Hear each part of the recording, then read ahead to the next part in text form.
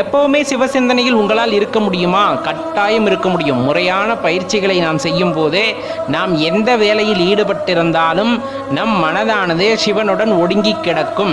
அதற்கு முறையான பயிற்சி தேவை. அப்படி எப்பொழுதுமே சிவசிந்தையில் ஆழ்ந்திருப்பவர்கள் இறைவனுடன் மிகவும் நெருக்கத்தை கடைபிடிப்பார்கள்.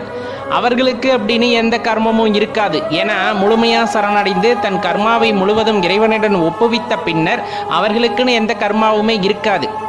அவர்கள்தான் சித்தர்களாகவோ ஞானிகளாகவோ இந்த உலகத்தில் வாழ்ந்து கொண்டு மக்களின் துயர் போக்க அவர்களின் கர்மாவை சித்தர்களோ முனிவர்களோ ஏற்றுக்கொண்டு இந்த உலகத்தில் வாழ்ந்துக்கிட்டு இருக்காங்க.